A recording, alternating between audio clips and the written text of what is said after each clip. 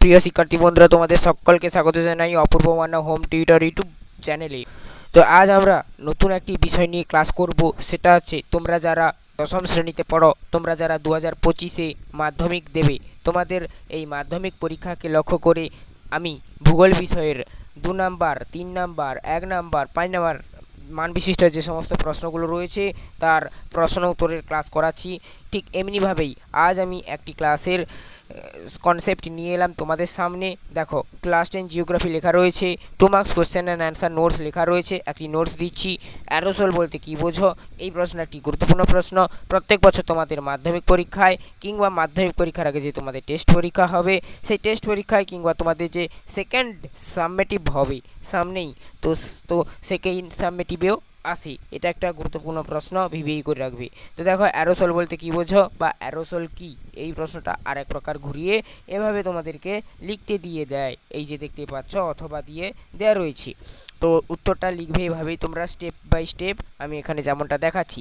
তার আগে একটাই কথা, চ্যানেলে নতুন থাকলে চ্যানেলটাকে সাবস্ক্রাইব করে বেল আইকন কল অপশানে সেট রাখবে এবং আমাদের পাশে সদা সর্বদা জুড়ে থাকবে। আমাদের চ্যানেলে তোমরা তোমাদের দশম শ্রেণীর সমস্ত বিষয়ের ক্লাস পাবে ফ্রি অফ কস্ট, সমস্ত study material free of cost পাচ্ছ, সমস্ত এ টু জেড। আর তোমরা যদি কোনো নোটস বা কোনো কিছু কিনতে চাও, আমাদের হোয়াটসঅ্যাপ চ্যানেলে ওখানে জয়েন হতে পারো।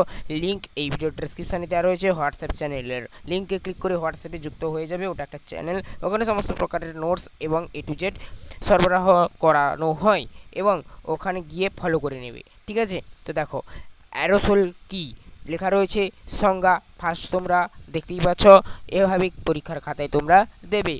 এখানে যা যা দেখতে পাচ্ছ, বায়ুমণ্ডলে ভাসমান কঠিন কণাগুলিকে অ্যারোসল বলা হয়। তাহলে অ্যারোসল কী জিনিস না, বায়ুমণ্ডলে যে সমস্ত ভাসমান কঠিন কণাগুলি রয়েছে, সেই ভাসমানরত কঠিন কণাগুলিকেই বলা হয় অ্যারোসল। বোঝা গেল?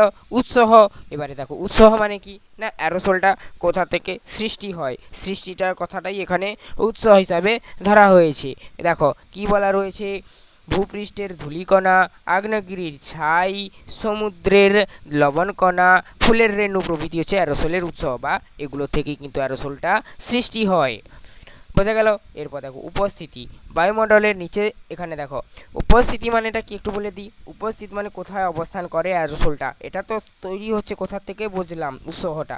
এবার উপস্থিতিটা মানে হচ্ছে বায়ুমণ্ডলের কোন কোন স্তরে এই অ্যারোসলটা থাকছে, বা বায়ুমণ্ডলের কোন জায়গায় নির্দিষ্ট পরিমাণে অ্যারোসলটা অবস্থান করে সর্বদা। দেখো, বা পাওয়া যায় আর কি, সহজ কথায়। বায়ুমণ্ডলের নিচের সারি, মানে নিচের, এখানে দেখো একটু প্রিন্টিং মিস্টেক হয়ে গেছে এখানটায়, আমি যখন কম্পিউটারে টাইপিং করেছিলাম ওটা একটু মিস্টেক হয়ে গেছে।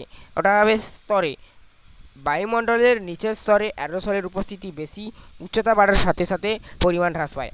তাহলে বায়ুমণ্ডলের যত স্তর বাড়বে, স্তর বাড়ছে যত, তত কিন্তু অ্যারোসলের পরিমাণটা কম হচ্ছে, অর্থাৎ নিচের দিকে অ্যারো দিয়ে বোঝালাম।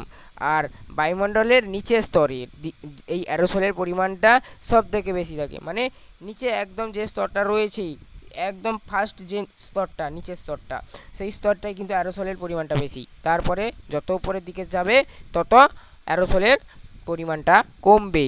বোঝা গেল? তো এই হচ্ছে বিষয়, বোঝালাম। এটাই তোমরা লিখবে, এইগুলো, এটা এই 3টি পয়েন্ট আকারে লিখে দিলে অ্যারোসলের উত্তরটা কমপ্লিট হবে এবং তোমরা 2 নাম্বার অনায়াসে পাবে। ভিডিওটা ভালো লাগলে লাইক করবে, চ্যানেলে নতুন থাকলে চ্যানেলটাকে সাবস্ক্রাইব করবে। এর আগে তোমাদের ভূগোলের যত যা 2 নাম্বারের প্রশ্ন রয়েছে, প্লেলিস্টের মধ্যে এরকমই একটু একটু করে আলোচনা করা রয়েছে।